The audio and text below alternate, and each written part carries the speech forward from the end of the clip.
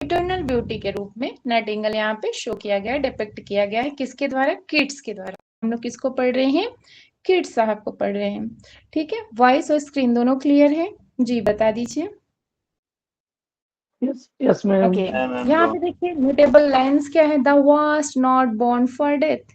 Immortal bird बोलते हैं कि आपका जन्म मृत्यु के लिए नहीं हुआ है। ठीक है, क्या बोला जा रहा है इनको? इमॉर्टल बर्ड बोला जाएगा। कि इमॉर्टल बर्ड किसको कहा है? तो नाइटिंगेल को कहा गया है। ठीक है, आगे हम लोग देख लेते हैं। नेक्स्ट क्या है? Ode on a Grecian. बड़ा प्यारा वर्क है, इसको आपने पढ़ा होगा, इस ओड को बड़ा अच्छा लगा होगा। इसमें देखिए क्या होता है कि इसका अगर थीम पूछा जाए तो इटर्नल नेचर ऑफ आर्ट बोलते हैं ना, जैसा कि हमने कई बार इसका जिक्र भी किया है। बोला है उन्होंने कि जो कला होती है वो हर समय बनी रहती है ना, प्रकृति की जो कला होती है वो ऑलवेज आपको देखने को मिलती है। फ्लीटिंग नेचर ऑफ लाइफ, जबकि जो जिंदगी होती है वो क्या हो रही है? क्षणभंगुर है, वो खत्म ही हो रही है। ठीक है, तो यहाँ पे इस तरीके से बताया गया, मतलब ऐसे समझिए कला की शाश्वतता और बनाम जीवन की क्षणभंगुरता से रिलेटेड इसका थीम है। की इमेजरी अगर देखते हैं, इसमें जो अर्न है ये सिंबल किसका है? अनचेंजिंग ब्यूटी, मतलब सुंदरता, मतलब जो सौंदर्य है अपरिवर्तनीय है। ठीक है, वो कौन सी सुंदरता? जो कला की सुंदरता है। ठीक है ना, जो फिजिकल ब्यूटी है उसकी बात इन्होंने नहीं की है। नोटेबल लाइन इसकी क्या है? Beauty is truth, truth beauty, that is all ye know on earth and all you all ye need to know. ठीक है, मतलब ऐसा उन्होंने कहने की कोशिश किया है। बहुत इंपॉर्टेंट लाइन है, लाइन भी पूछी जाती है कि ये कहाँ से लिया गया है, तो ओड ऑन अ ग्रेसियनाइट से है। ध्यान रखिएगा, लव एंड सेंस मर्सी, मतलब बोलते हैं ना कि बिना हृदय की, बोलते हैं निर्मम स्त्री, ऐसा बोल सकते हैं। The destructive power of love and desire, इसका जो थीम है। सुंदर स्त्री। हाँ जी, दया रही सुंदर स्त्री, सुंदरता तो है लेकिन मर्सी नहीं है, मर्सी विहीन है। और जबकि लेडी की क्वालिटी क्या होती है? मर्सी। थीम इसका देखते हैं, destructive power of love and desire. ठीक है ना, बोलते हैं ना जो ये प्रेम होती है, ये डिजायर जो होती है, इच्छा जो होती है, सबके पास क्या होती है? एक विनाशकारक पावर होता है, शक्ति होती है, इंसान को नष्ट करने की भी ताकत क्षमता रखती है। इसका अगर की इमेजरी देखते हैं तो mysterious women as both enchanting and deadly. यहाँ पे जो एक रहस्यमय स्त्री दिखाई गई है, बहुत ज्यादा मोहक तो होती है, इंचेंटिंग तो देखने को मिलता है, लेकिन बड़ी घातक भी होती है ना। यस, नोटेबल लाइन देख लेते हैं, क्या बोलते हैं? And there she lulled me asleep, और वह उसने मुझे सुला दिया। And there I dreamed, ah woe betide. बड़ा प्यारा लाइन है, बहुत इंपॉर्टेंट है, ध्यान रखिएगा कहाँ से लिया गया है? लेड एंड सेंस मर्सी से। लोरी गाकर सलाह देना। हाँ, बड़ा प्यार से सुला देना, बहुत अच्छे। यस, अब हम देख लेते हैं किड्स का जो पोएट्री है उसमें क्या क्या उनके फीचर्स हैं, इसको देखते हैं। कुछ विशेषताएं हैं, जैसे इन्होंने क्या यूज किया है? सेंसुअल इमेजरी को यूज किया है। इनका जो डिस्क्रिप्शन दिया है, बड़ा बोलते हैं ना कि बड़ा रिच डिस्क्रिप्शन दिया है इसमें इन्होंने सेंसरी इमेजरी को। ठीक है, इसमें इन्होंने क्या क्या दिखाया है? साइट, ओहो, ओके, साइट हो गया, साउंड, टेस्ट, टच, स्मेल, ये सारी चीजों को उन्होंने इसमें डिपिक्ट किया है। जैसे आप नाइटिंगेल में देख सकते हैं, किड्स ने यूज किया है sensuous imagery, the murmurous haunt of flies on summer eves. ठीक है, तो यहाँ पे इसको भी देखते चल रहे हैं कि उनकी जो पोम्स होते थे, उनके जो वर्क्स होते थे, उसकी क्वालिटीज क्या क्या होती थी। Themes of mortality and transient, क्या होता था? जिसे बोल सकते हैं कि यहाँ पे बोलते क्षणभंगुरता ना, मोर्टेलिटी और क्षणभंगुरता इनमें थीम देखने को मिलता है। ठीक है, और इनका एक वर्क है, क्या है? ओडाना ग्रेसियन में देखने को मिलता है। ये लाइन बड़ी प्यारी है, बहुत ही फेमस है, क्या है? Heard melodies are sweet but those unheard are sweeter. जिसे आप सुन सकते हो तो प्यारी होती है, लेकिन जो नहीं सुनी जाती है वो और भी प्यारी होती है। ठीक है, आगे देख लेते हैं। Use of, no no, yes, the quest of beauty, the quest for beauty, मतलब सौंदर्य की खोज करते हैं, तभी तो उन्होंने लिखा था ब्यूटी इज ट्रूथ और ट्रूथ ब्यूटी ना। तो क्या बोलते हैं कि it's poetry frequently explore the concept of beauty which he considered to be an essential almost spiritual quality. ये वो फिजिकल ब्यूटी की वो भी बात ही नहीं करते थे, आत्मीय सुंदरता, कला की सुंदरता, साहित्य की सुंदरता पे ही वो फोकस्ड होते हैं। ठीक है, और इसी को उन्होंने ग्रेसियन में भी उकेरा है, उसमें उन्होंने दिखाने की कोशिश की है। नेक्स्ट आता है use of classical illusions. Classical illusions भी उन्होंने दिया है। अगर पूछा जाए किस टाइप का उन्होंने क्लासिकल इल्यूजन दिया है, तो ग्रीक मैथोलॉजिकल और क्लासिकल लिटरेचर का उन्होंने इल्यूजन अपने वर्क में दिया है। जैसे अगर एग्जाम्पल में देख ले तो इनका क्या है, एंडमियन जो है, एक प्रकार से इसमें इल्यूजन देखने को मिलता है। ठीक है, किसका? Yes, reimagines the myth of the shepherd Endymion who falls in love with the moon goddess. ठीक है, तो इस तरीके से इन्होंने यूज किया है अपने वर्क में। नेक्स्ट आता है मेलेंकली एंड रिफ्लेक्शन ऑन सफरिंग। वो देखिए अपने भी प्यार को वहां पे डिपिक्ट करने की कोशिश करते थे। जिस पीड़ा से वो खुद दुखी थे उसको वो बोल नहीं पाते थे, समझा दूसरों को नहीं पाते थे, तो अपने वर्क में ही अपनी चीजों को एक्सप्रेस कर देते थे। आपने वो कहानी पढ़ा होगा कि जब बातें खुद से ना कर पाने की वजह से वो जो पर्सन होता है किससे जाके कह देता है, पेड़ से कह देता है। ठीक है, कि अगर हम किसी पर्सन से कहेंगे वो पर्सन जाके दूसरे पर्सन से बोलेगा और फिर राजा साहब मेरी तो बेहेडेड ही कर देंगे, मेरी तो मुंडी काट देंगे, तो वो जाके पेड़ से कह देता है। तो वैसे ही होता है कि इंसान कुछ न कर नहीं कहेगा तो वो अंदर ही अंदर घुटेगा ना। तो ये अपनी चीजों को, अपने दर्द को, अपनी पीड़ा को कहाँ पर दिखाने की कोशिश की है, अपने वर्क में। देखिए इनका एक वर्क आता है, ओडी है, बहुत ही फेमस है, ode on melancholy. Keats advises the reader not to seek to avoid melancholy but to embrace it। बोलते हैं इसे अवॉइड ना करिए, दर्द जो होता है उसे गले लगाइए ना। It is a part of the human experience. ये मानव का एक प्रकार से क्या है, एक अनुभव ही वो आपको देता है। लाइन देख लेते हैं, she dwells with beauty, beauty that must die। सही बात है, ठीक है, ये भी लाइन बहुत इंपॉर्टेंट है, ध्यान रखिएगा। ये बड़ा प्यारा है, ये कई बार क्वेश्चन बनता है इसमें, निगेटिव कैपेबिलिटी किससे रिलेटेड है या इनसे रिलेटेड ऑथर या राइटर कौन है, तो क्या हो जाएगा, जॉन किट्स है। निगेटिव कैपेबिलिटी ये जो टर्म था किसने क्वाइन किया था, जॉन किट्स ने। क्वेश्चन एज इट इज आता है, ध्यान रखिएगा। ये क्या डिस्क्राइब करता है, पोइट्स की ability to embrace uncertainty, mystery and doubt without seeking rational explanations। Okay, and this opens to ambiguity is defining feature of kids artistic philosophy। Example के रूप में देख सकते हैं ओड टू अ नाइटिंगेल में, where Keats grapple with the desire to escape life suffering ना, बचने की बड़ी कोशिश करते हैं लेकिन but ultimately accept the uncertainty of existence। Okay, next आता है रोमांटिक आइडियलिज्म। हमारी वॉइस और स्क्रीन दोनों क्लियर है, बताते चलिए जी। यस मैम, जी मैम, ओके।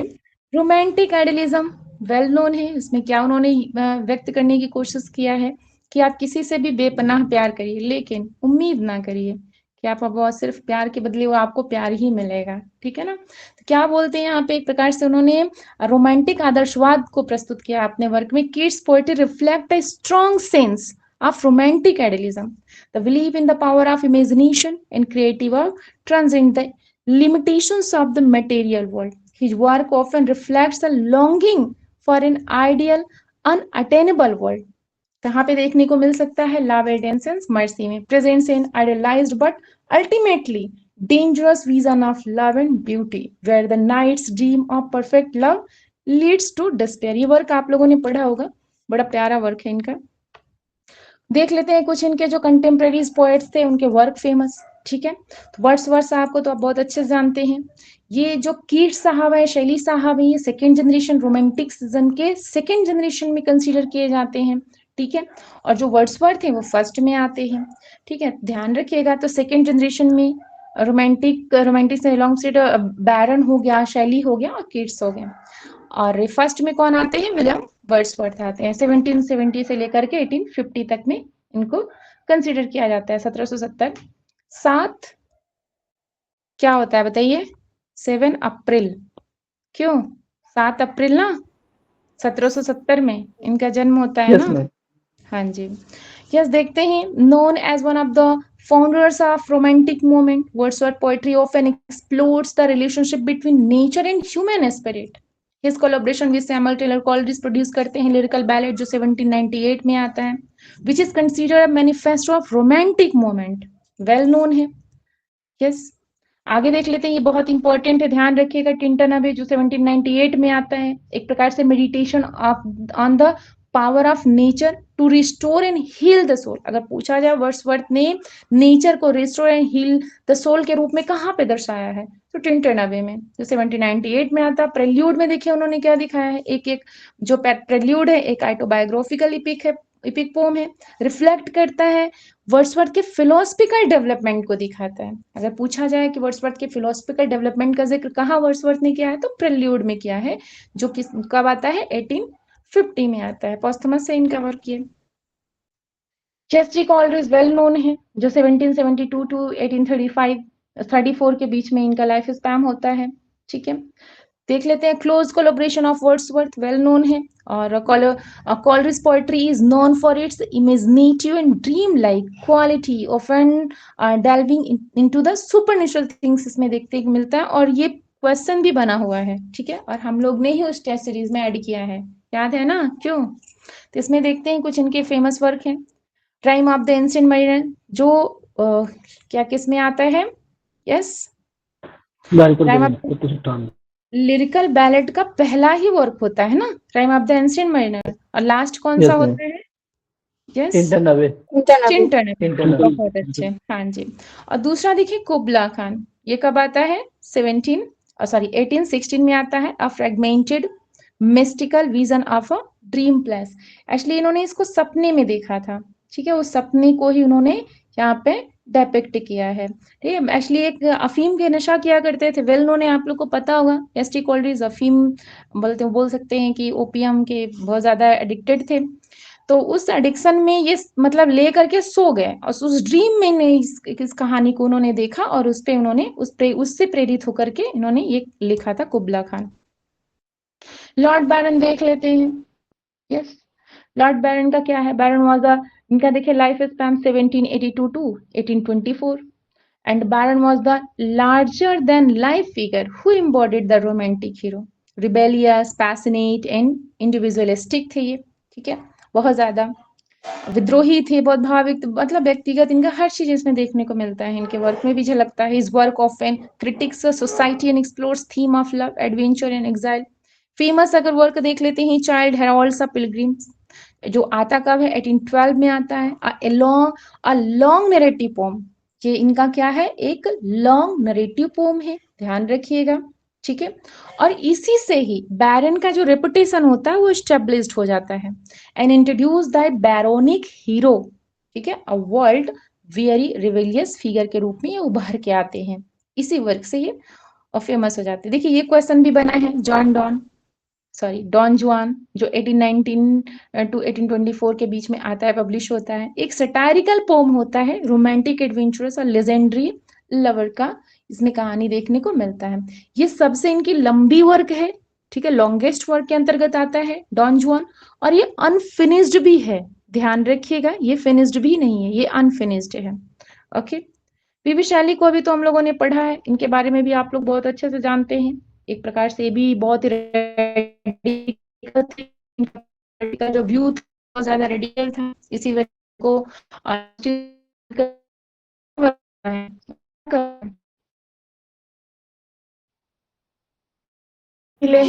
मैम वॉइस कौन सा वॉइस कट रही है, स्क्रीन स्क्रीन भी चली गई। ओके, जस्ट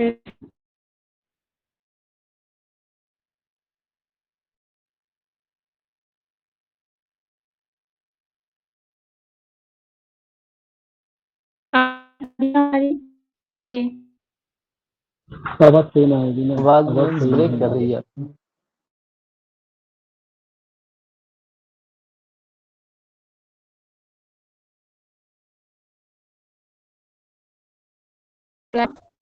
क्या अभी भी हमारी वॉइस करी, इको करी या ब्रेक हो,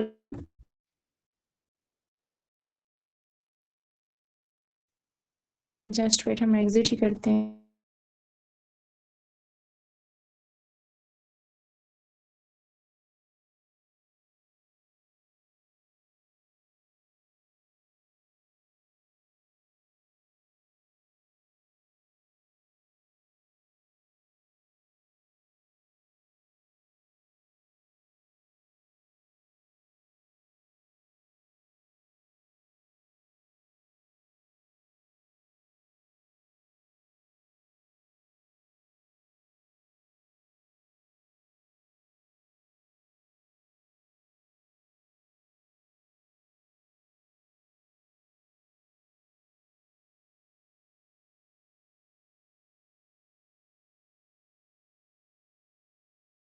क्या वॉइस हमारी अभी भी ब्रेक हो रही है? प्लीज बता दें। सब सही आ रही है। ओके, चलिए देखते हैं, जस्ट वेट।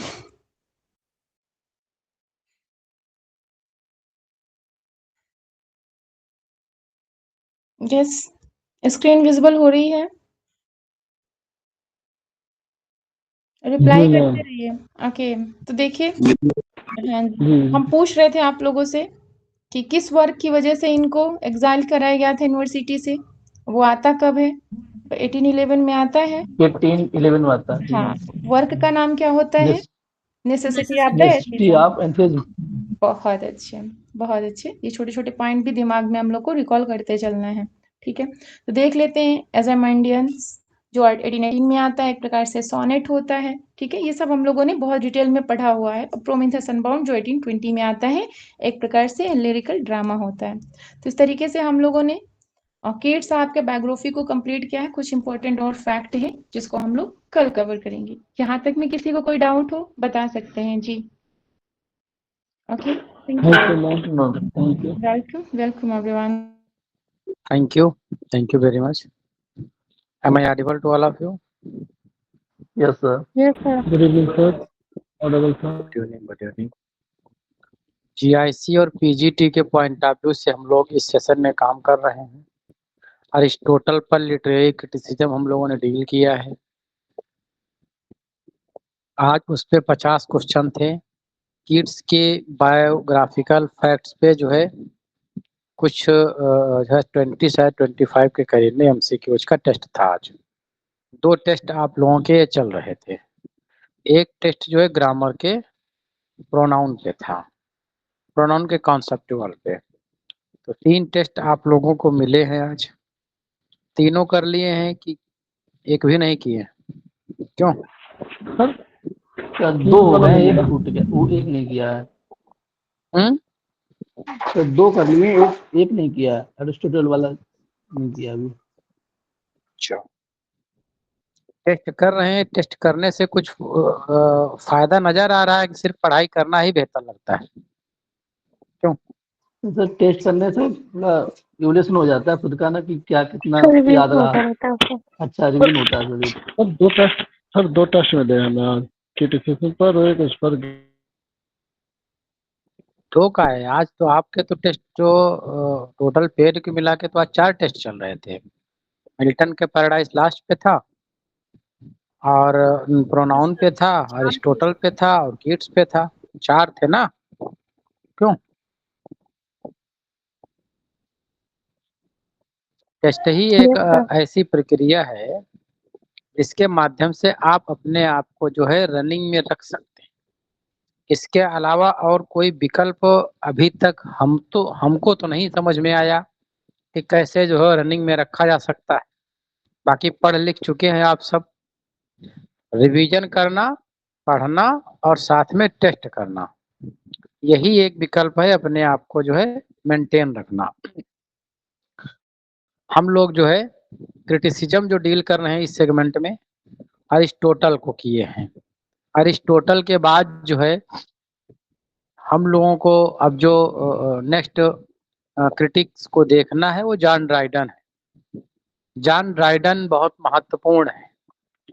एक तरफ जो है जॉन ड्राइडन जहां GIC के प्रिस्क्राइब्ड राइटर है,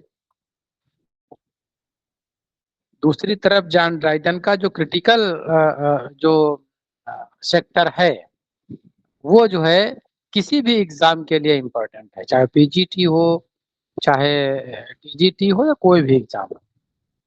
तो अगला जो राइटर है बहुत ही इम्पोर्टेंट है। तो आज जो है जॉन ड्राइडन पे स्टार्ट करने के बजाय आज मैकबेथ का कुछ पार्ट छूट गया था 4:30 वाले सेशन में, उसको हम लोग डील करते हैं, क्योंकि मैकबेथ में भी वहाँ पर एक क्रिटिकल पॉइंट ही है, एक एनालिसिस है, उसको जो है डील कर लेते हैं हम लोग।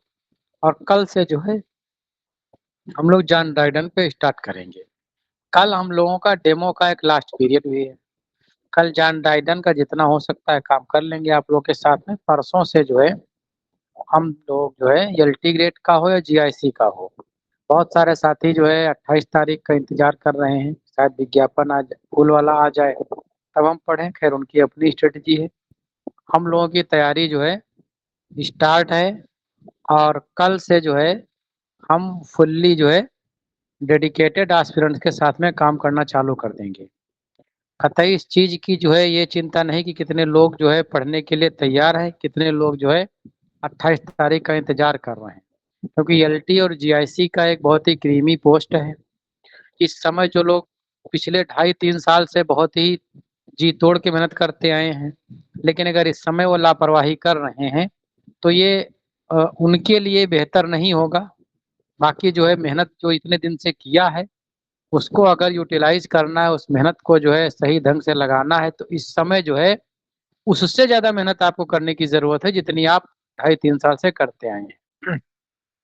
तो कल से जो है डेडिकेटेड साथियों के साथ में एलटी और जीआईसी की पढ़ाई जो है हमारी चालू हो जाएगी और उसमें सबसे पहले एम्फेसाइज हम उन कंटेंट्स को करेंगे जो कि हमारे टीजीटी और पीजीटी में ज़्यादा इम्पोर्टेंट हैं। हमने फीस अनाउंस कर दी है। अपने जो रेगुलर साथी हैं पेड के, उनके लिए अलग से एक्स्ट्रा कुछ हमने डिस्काउंट करा है। पेड के ग्रुप में उसको हमने भेज दिया है। डिस्काउंट किसी भी प्रकार का हो 21 तारीख तक ही लागू है। 21 तारीख के बाद जो है फुल पेमेंट पर ही एडमिशन लिए जाएंगे।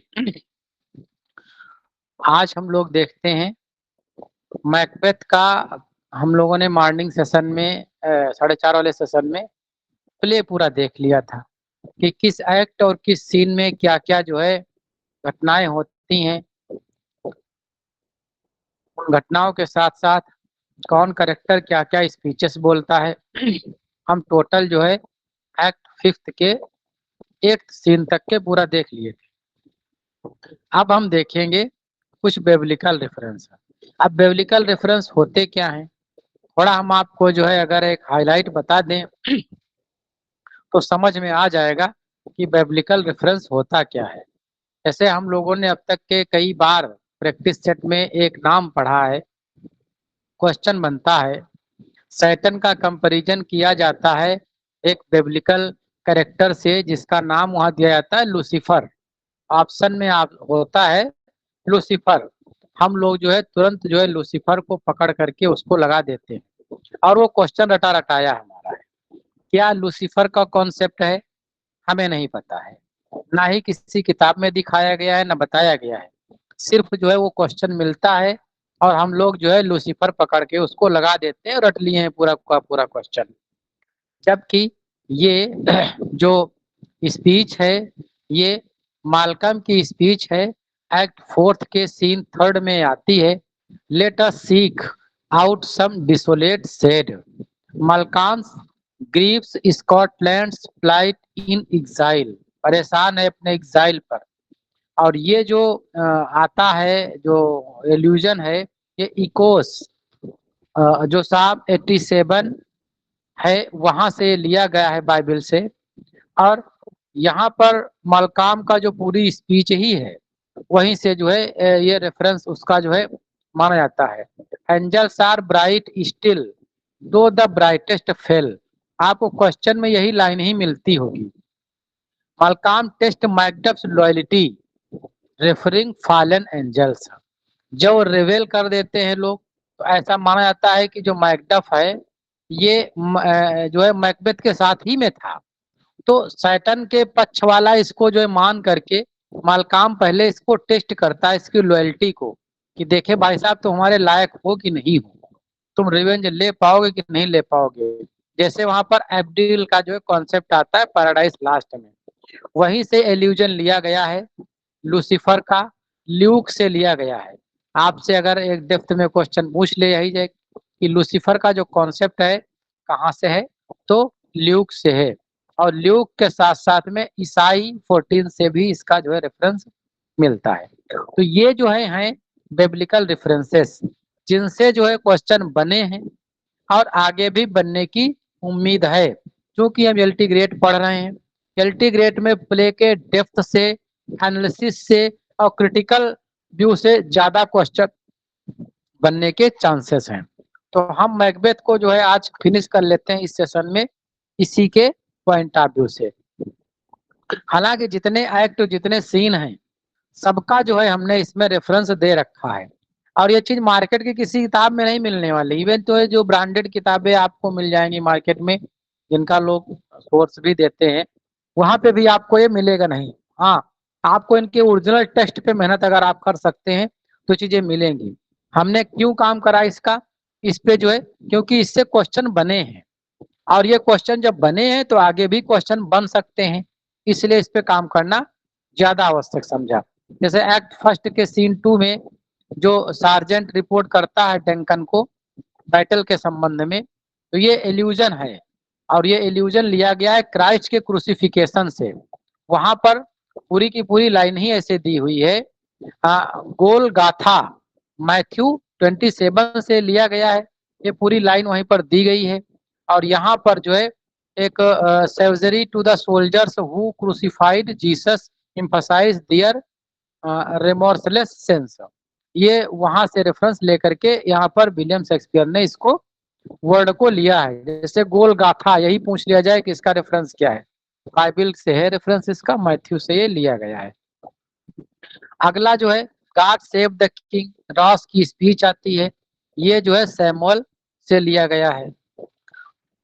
उसी ये जो है एक्ट में सीन 3 में जब बिचेस जो है उसका स्वागत करती हैं मैकबेथ का, क्या कहती हैं, आल हेल मैकबेथ, हेल दी, मैं तुम्हारा स्वागत करती हूँ, थेन ऑफ ग्लेमिस, ग्लेमिस के थेन, तो पहले से ही है वो। The witches greed Macbeth, Macbeth को विचेस जो है सारी कहती हैं। तो ये जो है उस चीज को रेफर करता है, जूडास एक कैरेक्टर है बाइबल में जो जीसस को बेट्रेल करने के लिए जो है वो इन लाइंस को जो है बोलता है, एक प्रकार से वहां उनको इंचेंट कर रहा होता है। उसी को एज इट इज जो है यहाँ पर विलियम शेक्सपियर ने उठा लिया है। ये एक फेमस लाइन है, अगर ये पूछ ले आल हेल मैकबेथ आल द, इसका रेफरेंस क्या है, तो मैकबेथ का ऑप्शन उसमें होगा होलिंग्स क्रॉनिकल्स, और ऑप्शन में दिया होगा जूडास बिट्रियल फ्रॉम मैथ्यू। यार बाइबल इस तरह से कुछ ऑप्शन दिए होंगे, तो जनरली लोगों का दिमाग जो है हॉलिंग्स के क्रॉनिकल्स पे जाएगा, क्योंकि ये इसका मेजर सोर्स है, या हिस्ट्री ऑफ मैकबेथ की भी एक सोर्स है। लेकिन इस पे दिमाग चला जाए कि जूडास पे भी ये रेफरेंस है इसका, या बाइबल के मैथ्यू से है, ऐसा उन्हीं का दिमाग जाएगा जो डेप्थ में पढ़े होंगे। और ये अल्टीग्रेट है भाई साहब, यहाँ तुक्का चलेगा नहीं। यहाँ पर जो है आप तुक्का लगा ही नहीं सकते टीजीटी की तरह, क्योंकि जिन्होंने तुक्का लगाया तो समझ लो तुक्का के चक्कर में पहले ही आउट हो गए वो। तो आपको उन्हीं क्वेश्चन को टच करना होगा जिनमें आप 100% श्योर हैं, क्योंकि 1/3 की निगेटिव मार्किंग है यहाँ पर। अगला जो है स्पीच जो है यहाँ पर है, बैंको जो होता है वो प्रोफेसीज के विषय में जो है थोड़ा बड़ा ही कंफ्यूशियस रहता है। बैंको wants Macbeth about the witches, वो जो है एक्ट जो है 4th एक्ट 1 के 3rd में ही बैंको जो है वार्न करना चाहता है उसको मैकबेथ को, लेकिन उसकी बात को वो समझता नहीं है। तो ये इकोस 2 से लिया गया है। और इसके साथ साथ में हालांकि हमने दिया तो पूरे एक्ट और सीन का है, लेकिन हम इंपॉर्टेंट चीजें ही बता रहे हैं आप लोगों को जो ज्यादा इंपॉर्टेंट है।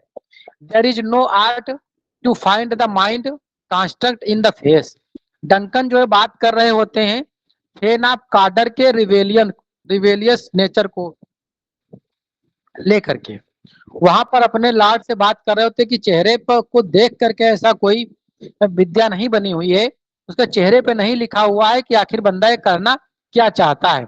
तभी वहीं पर मैकबेथ आता है, और ये लाइन जो है कही जाती है थेन ऑफ कार्टर के लिए जो रिवेल कर चुका है पहले, जिससे जीत करके मैकबेथ आ रहा है। लेकिन यहाँ मैकबेथ के दिमाग में भी डबल चीजें चल रही होती हैं, वो भी किंग बनना चाहता है, तो ये समझ लीजिए मैकबेथ पे भी ये लागू हो जाती है। ये लाइन कई बार पूछी गई है, इसका अगर इल्यूजन पूछा जाएगा आपसे कहाँ से लिया गया है, तो ये सैमुअल 16:7 से ये लिया गया है बाइबल के। अगली एक लाइन आती है, लेडी मैकबेथ बोलती है जब एक्ट 1 के सीन 5th में लेटर मिलता है लेडी मैकबेथ को मैकबेथ का, जिसमें वो बिचेस की प्रोफेसी और सब चीजों के विषय में बताता है, त्यों ही जो है लेडी मैकबेथ सोच लेती है कि हाँ अब इनके लिए थ्रोन जो है हमें सिक्योर करना है और मैकबेथ को जो है स्कॉटलैंड का किंग जो है बनाना है। तब वो डार्क जो सोल्स होती है, डार्क एलिमेंट्स जो होते हैं, उनको जो है वो काली आत्माओं का इन्वोक करती है कि मेरे अंदर आओ और मेरे को जो है अनसेक्स करो, मुझे जो है इस मर्सीनेस से निकालो, मुझे जो है हार्ड बनाओ, मुझे रूथलेस बनाओ, ताकि जो है मैं मैकबेथ को जो है उस सिंहासन के लिए स्कॉटलैंड के राजा के रूप में जो है तैयार कर सकूं। ये लाइन जो है कई बार हमने भी क्वेश्चन बनाया है और आपने भी यहाँ से चीजों को देखा होगा।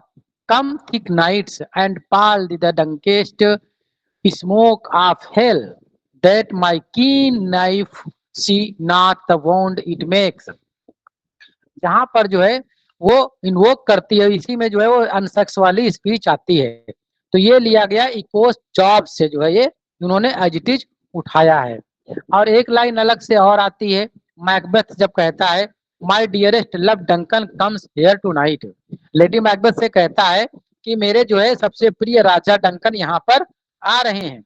तो लेडी मैकबेथ वहां पर कहती है एंड व्हेन गोज हेंस, और जाएंगे कब? तब मैकबेथ जवाब देता है टुमारो एज ही पर्पज, जैसा कि उनका प्लान है कल वो चले जाएंगे। लेडी मैकबेथ फिर कहती ओ नेवर शैल सन दैट मारो सी, लेकिन तुम ध्यान रखो उनका ये टुमारो कभी नहीं आएगा, ये टुमारो जो है उनका कभी नहीं आएगा। अब जो है तुमको उनका कत्ल करके राजा जो है बनना है। यहाँ पर प्रोवोक कर रही है मैकबेथ को लेडी मैकबेथ। तो ये पूरा जो कॉन्सेप्ट है ये जेम्स 4:13 से जो है इन्होंने लिया है, जहां पर जो है ह्यूमैनिटी के अगेंस्ट डेविल्स के डिवाइन्स की कॉन्सेप्ट चलता है, उसको जो है उठा करके शेक्सपियर ने यहाँ पर रख दिया है।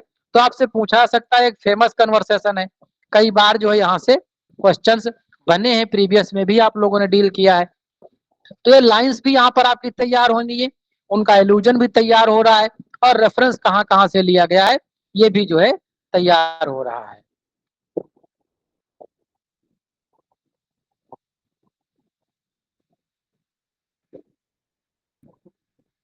एक और है, the bell invites me hear it not Duncan's for it is a knell. जब वो एक्ट 2 के सीन फर्स्ट में डैगर सीन होता है और उसी समय एक बेल बजती है, तो मैकबेथ कहता है शायद ये बेल जो इस चीज का द्योतक है कि मैं जाऊं अपना जो है काम करूं और मैं राजा बनने का अपना मार्ग जो है प्रशस्त करूं। ये पूरा कॉन्सेप्ट भी जो है ये डिवाइन जजमेंट डंकन की डेथ को लेकर के जो दिया है ये मैथ्यू से दिया गया है, इन्होंने लिया है। और भी इसमें पूरा है, आप लोगों को पीडीएफ मिलेगा तब आप देख लीजिएगा। हम इंपॉर्टेंट चीजें बता रहे हैं। Here is a knocking indeed if a man were porter of hell gate. तो ये कॉमिक सीन है जहां पर जो पोर्टर है वो एज्यूम करता है कि वो नर्क के जो है गेट पर बैठा है, उसकी जो है रक्षा कर रहा है। तो ये जो गेट ऑफ हेल है मैथ्यू 16:18 में, वहां से जो है एल्यूजन इन्होंने उठा लिया है। दूसरी एक स्पीच आती है जब मैकडफ जो है डंकन की बॉडी को डिस्कवर करता है और लेमेंट करता है और वहां पर जो है बोलता है कि my most sacrilegious murder hath broke off the Lord's anointed temple. बहुत ही पायस व्यक्ति की जो है हत्या हो गई है और हर हर हर हर हर हर करके जो है वो चिल्लाता है। तो ये जो कॉन्सेप्ट इन्होंने लिया है क्राइंथेनियस से जो है इन्होंने ये कॉन्सेप्ट पूरा उठाया है। एक आता है there is daggers in men smiles. Malcolm जो है ये स्पीच को जो है डोलाबेन बोलता है जब ट्रिचरी उसकी समझ में आती है इसकी मैकडफ की, कहता है कि जो है लोगों की मुस्कान में खंजर छिपे होते हैं, इस चीज का जो है समझना बड़ा मुश्किल होता है। ये जो है साल 62 से लिया गया है। एक रॉस की स्पीच आती है आ गुड फादर दाउ सीट्स हेवन। जब उनका मर्डर हो गया है डंकन का, तब रॉस और एक नोबल जेंटलमैन आपस में बात करते हैं कि शायद एक बहुत ही नोबल मैन की हत्या हो गई है और किसी फाल्कन को जो है आउल ने जो है हत्या कर दी है उसकी। ये जो है क्राइस्ट के क्रूसिफिकेशन से ये लिया गया है, मैथ्यू 27 से जो है।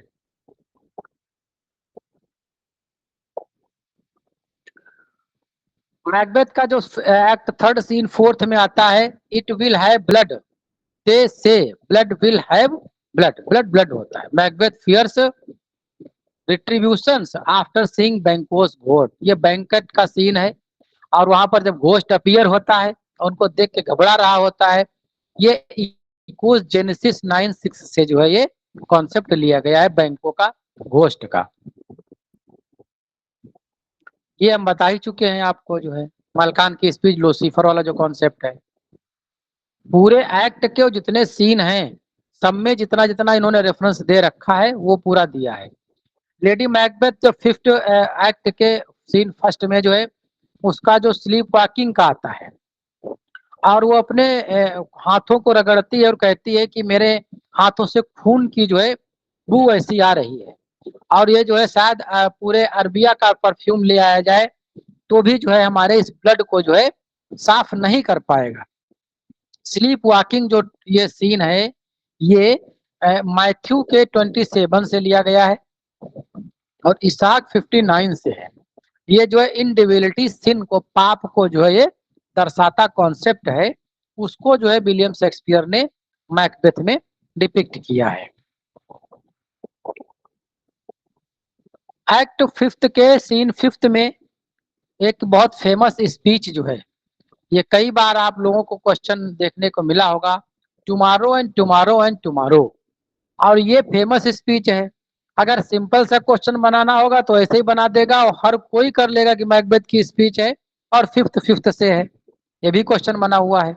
हमने यहाँ पर ये पहला जो लिखा हुआ है ये फिफ्थ एक्ट है, दूसरा फिफ्थ सीन है और तीसरा ये लाइन है, इतने लाइन से इतने तक के ये स्पीच बोली गई है। तो पूरा एविडेंट के साथ में सारी चीजें यहाँ पर आपको देखने को मिल रही हैं। तो ये चीज जो है कॉरिंथियस से ली गई है, जो टुमारो एंड टुमारो है। इसाक 45 में भी इस चीज का मिलता है, साल 22 में इस चीज का मिलता है, जाब 8:9 में मिलता है, ये सोलमन 2:4 में इस चीज का मिलता है। ये ट्रांजिएंस ऑफ फ्यूटिलिटी दिखाता है, लाइफ की जो है निरर्थकता को जो है ये चीजें शो करती हैं।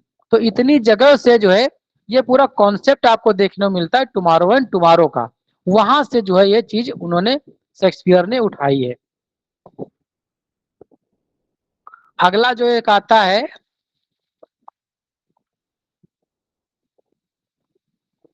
एक मिनट,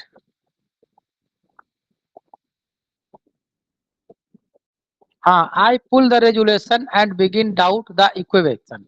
यहाँ पर मैकबेथ जो है डाउट करता है उनकी प्रोफेसीज पे कि शायद जो है हमारे साथ धोखा हुआ है। तो जो मैकबेथ क्वेश्चन करता है बिचेस के डिपिक्टेशन पर, तो ये चीज कॉन्सेप्ट जो लिया गया है, Satan as the ultimate liar like witches, Satan का एक कॉन्सेप्ट है जॉन 8:44 में, वहां से इस पूरे जो है डिपिक्टेशन डाउट के कॉन्सेप्ट को उठाया गया है।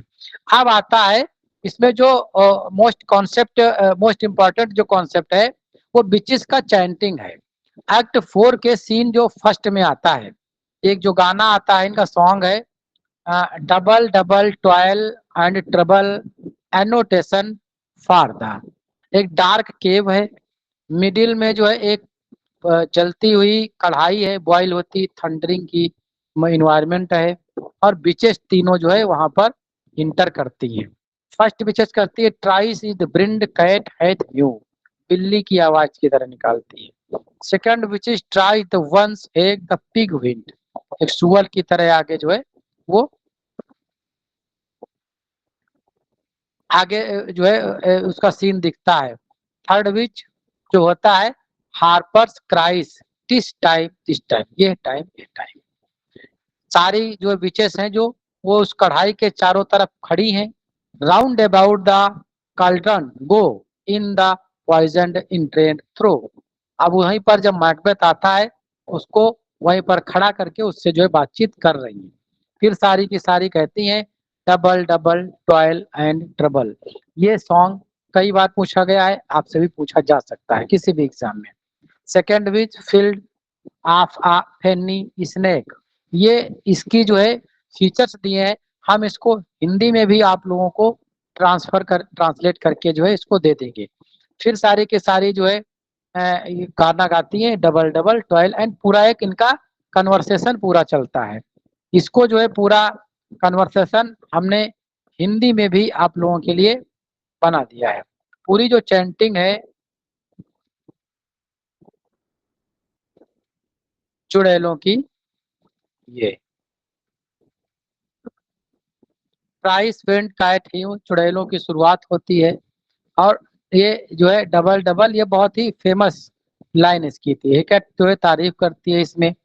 इसमें जो है होता क्या है, यह लौकिकता मजबूत को दिखाता है, मैकबेथ की नियत को नियंत्रित करते, भविष्यवाणी उसे झूठी सुरक्षा देती है और पतन की तरफ ले जाती है।